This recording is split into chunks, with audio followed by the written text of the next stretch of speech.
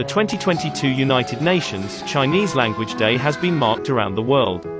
Since 2010, the United Nations has marked Chinese Language Day on April 20th over the language's contribution to the world while encouraging more people to learn it. In the Nepali capital of Kathmandu, the Nepali version of late Chinese leader Mao Zedong's poems was released, Chinese songs were sung by Nepali students, and a China tea art show was performed. In South Africa, an educational partnership between the two countries on Tuesday brought Chinese tea culture to Cape Town's Groot Constantia, the oldest South African wine farm.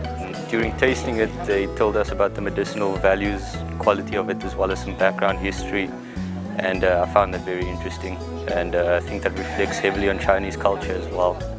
So I must say the whole experience, the tea tasting, it's been lovely, absolutely divine.